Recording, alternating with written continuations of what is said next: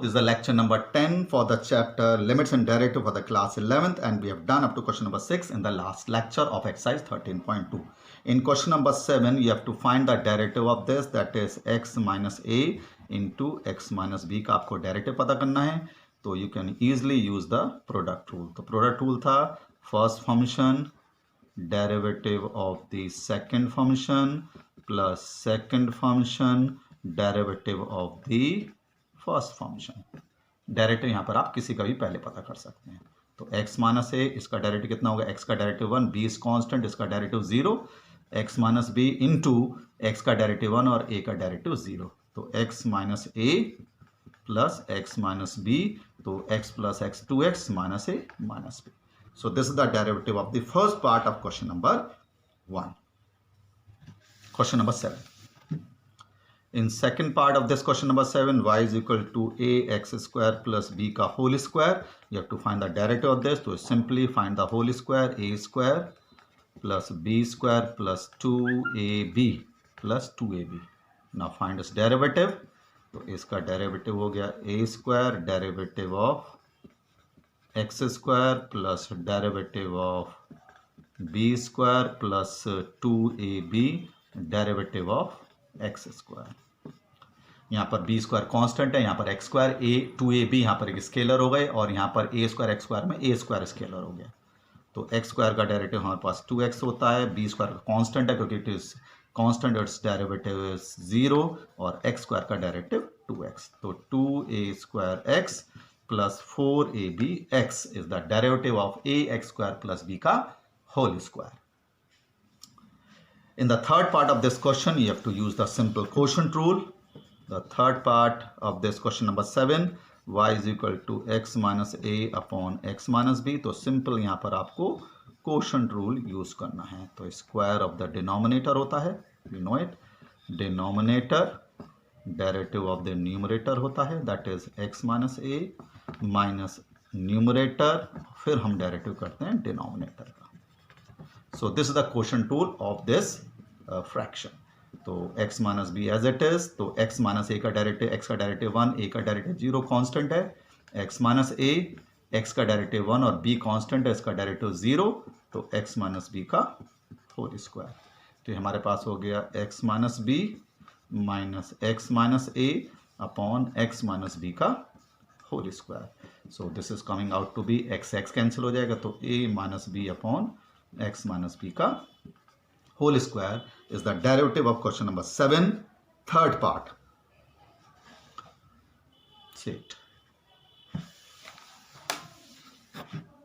Again in question number 8 we have the fraction, that is x की power n minus a की power n upon x minus a.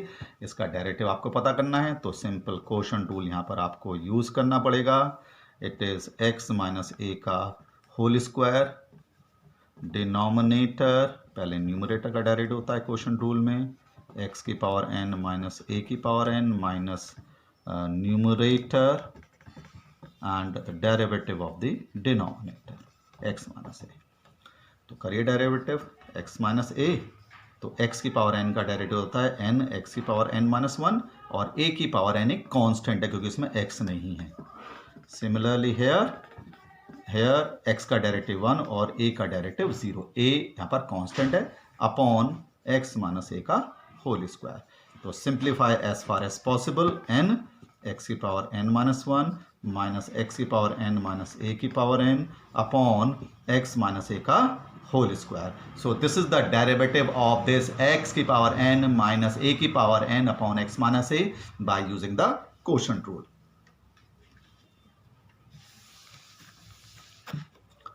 Now in question number 9 they are easy questions. Y is equal to 2x minus 3 upon 4 का derivative आपको पता करना है.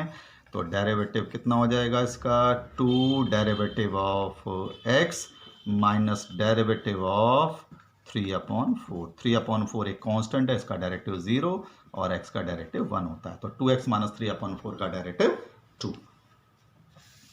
Second part of this question, इसमें product rule you have to use. 5x cube plus 3x minus 1 into X minus 1 का derivative पता करना है. तो सिंपल यहाँ पर प्रोडक्ट रूल यूज होगा.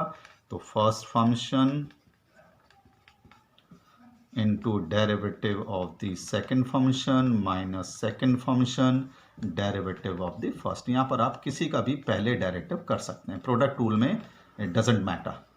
तो 5x cube plus 3x minus 1 और x माइनस 1 का डेरिवेटिव, x का डेरिवेटिव 1 और 1 का डेरिवेटिव 0, 1 कांस्टेंट है। यहाँ पर डेरिवेटिव कितना हो जाएगा, एक्स क्यूब का डेरिवेटिव हमारे पास 3x स्क्वायर, एक्स क्यूब का derivative 3x square plus 3 into X का डेरिवेटिव में x का डेरिवेटिव 1 होता है तो 3 और 1 का डेरिवेटिव 0। तो multiply and open the bracket and simplify as far as possible. तो प्रोडक्ट रूल हमने इसमें यूज करा है। Again in the third part also product rule ही यूज करना है। ये है आपका x की पावर -3 इंटू 5 प्लस 3x। तो product rule as usual, first function as it is, derivative मैंने यहाँ पर पहले सेकंड फंक्शन का निकाल लिया plus 5 plus 3x, derivative of हमने निकाल लिया x की पावर -3। तो x की पावर -3 का डेरिवेटिव हो गया, कांस्टेंट का डेरिवेटिव 0 और 3 इंटू एक्स का डेरिवेटिव 1 प्लस और -3 x की पावर -3 -1, x की पावर n का डेरिवेटिव होता है n, x की पावर n -1। तो ये हमारे पास 3 आ गया और 5 प्लस 3x ये हो जाएगा -3x की पावर -4। तो प्रोडक्ट रूल यूज करके हमने इसको करना है। इन दी fourth part also you have to product rule, fifth part also you have to use the product rule. In the sixth part, see it carefully, we have 2 upon x plus 1 minus x square upon 3x minus 1. तो it means you have to use the quotient rule in the first as well as in the second. तो 2 बार इसमें quotient rule लगेगा। तो d by dx हो गया square of the denominator derivative of the numerator minus numerator derivative of the denominator. ये तो हमारा पहले में क्वोशंट रूल हुआ, सेकंड में भी क्वोशंट रूल यूज कर लिए। Square of the denominator derivative of the numerator minus numerator derivative of the denominator. Denominator हमारे पास कितना है 3x माइनस 1। तो find the derivative, x plus 1 into 2 का डेरिवेटिव 0 होता है और x का डेरिवेटिव 1 और 1 का डेरिवेटिव 0। तो इसका डेरिवेटिव आप फाइंड करिए, 3x माइनस 1 और x स्क्वायर का डेरिवेटिव कितना होता है 2x और x स्क्वायर और 3x माइनस 1, 3x माइनस 1, 1 का डेरिवेटिव 0 और 3x का डेरिवेटिव 3, क्योंकि 3 इंटू एक्स है तो x का डेरिवेटिव 1 होता है और 3x माइनस 1 का होल स्क्वायर। सो हम simplify this as far as possible. आप इसको जितनी ज़्यादा सिंप्लीफाई कर सकते हैं सिंप्लीफाई इट। इंडिविजुअली आपको क्वोशंट रूल यूज करना है इसमें। Now in question number 10 we have already discussed in the previous lectures to find the derivative of cos x by the first principle। हम ये already कर चुके हैं। Now the 11th question, first part, you have to find the derivative of sin x into cos x। तो you have to use the product rule। product rule use करना है, sin x derivative of second function plus second function derivative of first function। we have used the product rule। तो sin x derivative of cos x minus का sin x होता है और cos x into sin x का derivative cos x होता है। तो you are getting this as cos square x और ये माइनस का sin स्क्वायर x। आप इसको cos 2x का identity you can use. First part of question number 11। Second part, you have to find the derivative of sec x। sec x का हमें derivative पता है कितना होता है, sec x इंटू 10x होता है, sec x इंटू 10x। अगर फर्स्ट प्रिंसिपल से आता है तो you have to use the first principle. Third part, we have y is equal to 5 sec x plus 4 cos x। तो इसका डेरिवेटिव निकालने के लिए d बाई डी एक्स हमारे पास हो गया 5 derivative of sec x plus 4 derivative of cos x। क्योंकि 4 और 5 यहाँ पर स्केलर्स हैं तो sec का डेरिवेटिव हमारे पास sec x इंटू 10x और cos का derivative minus sin x। So that is the derivative of 5 sec x plus 4 cos x। In the third part cosec का derivative minus cosec into cot होता है। Fifth part of this we have 3 cot x plus का 5 cosec x। तो simple derivative है इसका, that is 3 derivative of cot x plus 5 derivative of cosec x. And we know the derivative of cot x is minus cosec square x, and derivative of cosec x is minus cosec x into cot x. ये derivative हो गया. In the sixth part, we have 5 sin x minus 6 cos x plus 7. Now, इसका derivative 5 derivative of sin x minus 6 derivative of cos x plus derivative of 7. ये हमने इसका arrange कर लिया. Derivative of sine x कितना होता है? Cause X होता है. Derivative of cos X minus का साइन एक्स है, और डेरिवेटिव ऑफ कांस्टेंट 7 है, इसका derivative 0. That is the sixth part of this question number 11 of the exercise 13.2. In the seventh part of this question we have 2 10x minus का 7 sec x. तो derivative as usual, derivative of this is 2 derivative of 10x minus 7 derivative of sec x. तो 10x का derivative आपका sec square x होता है, और sec x का derivative आपका sec x into 10x. तो direct derivative of some constants functions we have to use. So this is the completion of the exercise miscellaneous 13.2 exercise, which is based on to find the derivative of the functions by using the quotient tool, product rule. Now after that we have the questions based on the composite function, derivative of composite function.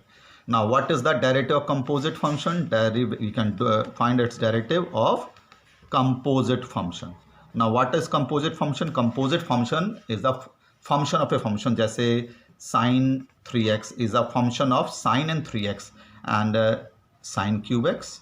This is a composite function. It is a function of power and sin x. Let us take another. It is also a composite function, ax plus b की power n, because it of two function power and ax plus b. Or we have cos की power nx is also a composite function. So we can find the derivative of this by two method, by direct method or which is by using the chain rule also. इसको आप chain rule से, या फिर आप इसको you can find the derivative of it by using the direct method. तो chain rule actually क्या होता है कि सपोज आपको sin x का डेरिवेटिव पता करना है, तो आप यहाँ पर 3x को t लेट कर लो. क्या लेट कर लीजिए? t लेट कर लो. क्या? 3x. यहाँ पर आप निकालिए dy अपॉन dt. मतलब आप साइन का derivative with respect to t कर रहे हैं, तो cos t हो जाएगा. We are differentiating y with respect to t. अब यहाँ पर आप t का derivative with respect to x करो. dt upon dx right hand side में x है, तो x का डेरिवेटिव 1 होता है, तो ये 3 हो गया. हमें फाइंड क्या करना है? y था, तो हमें तो फाइंड करना है dy अपॉन dx. तो dy अपॉन dx क्या होता है? dy upon dt multiply by dt upon dx. भाई इसको dt से dt कैंसिल हो रहा है, इसको हम चेन रूल बोलते हैं. We call it a chain rule. तो dy अपॉन dt कितना है? cos t है. और dt अपॉन dx कितना है? 3 है. और t को हमने क्या माना था? 3x माना था, और into 3. So this the derivative of this composite function by using a chain rule. हम इसको चेन रूल से कर सकते हैं. हमने 3x को t लेट करा, तो इट बिकम sin t, और t हमने 3x था, तो यहाँ पर dy upon dt cos t होता है डेरिवेटिव. यहाँ पर dt अपॉन dx 3x का डेरिवेटिव आपका 3 होता है. तो dy dx is equal to dy upon dt into dt upon dx. dt से dt कैंसिल, और dy अपॉन dx के इक्वल है. इस प्रोडक्ट को हम चेन रूल बोलते हैं. Now replace the value of dy upon dt, replace the value of dt upon dx and got it. So this is chain rule. हम इसको चेन रूल बोलते हैं. दूसरा तरीका क्या है, जिसको हम डायरेक्ट मेथड बोलते हैं. इसको हम डायरेक्ट तरीके से कर सकते हैं. आप क्या करिए, डेरिवेटिव करना है तो पहले आप पहले फंक्शन का डेरिवेटिव कर दो. कितना? sin 3x का derivative cos 3x and multiply by the derivative of the second function. Second function के डेरिवेटिव से आप इसको मल्टीप्लाई कर दो. तो ये हमारा डायरेक्ट मेथड है. 3x का डेरिवेटिव 3 हो गया. ठीक है. दिस ऑल्सो, यहाँ पर ही हमारे पास पावर है. पहले हम इसको चेन रूल से करेंगे. हमने क्या मान लिया? हमने इसको साइन x को t मान लिया. इसमें पावर है तो बेस को t मानते हैं, तो हमने t को साइन x मान लिया. अगर हमारे पास पावर है तो फर्स्ट ऑफ ऑल हम बेस को टी मानेंगे, तो यहाँ क्या निकलेगा dy अपॉन डी टी, तो ये हो गया 3t²। यहाँ क्या फाइंड होगा dt अपॉन dx फाइंड होगा, dt अपॉन dx कितना हो गया cos x हो गया। तो हमें क्या फाइंड करना है, हमें तो dy अपॉन dx पता करना है, तो dy upon dt multiply by dt upon dx, ये हमारा चेन रूल होता है। तो dy अपॉन dt कितना है 3t², dt अपॉन dx कितना है cos x है। अब t की वैल्यू रख दो, t हमने क्या माना था, हमने t को माना था sin x, तो sin x का whole cube into cos x।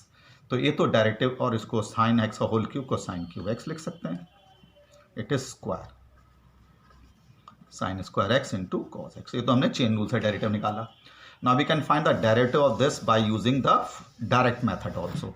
Direct method क्या होता है, जब हमारे पास when we have the power, तो पहले आप पावर का डेरिवेटिव करिए, कितना, पहले पावर x क्यूब का डेरिवेटिव 3x², तो 3x², और फिर सेकंड फंक्शन के डेरिवेटिव से मल्टीप्लाई कर लीजिए, जैसे sin x और sin x का derivative, so 3 sin² x into cos x। तो this is the derivative of sin cube x of this composite function. इसको हमने चेन रूल से भी कर लिया, we have done it by the direct method, तो try to do it by the direct method. Okay, we'll continue with the miscellaneous exercise in the next lecture. Thank you.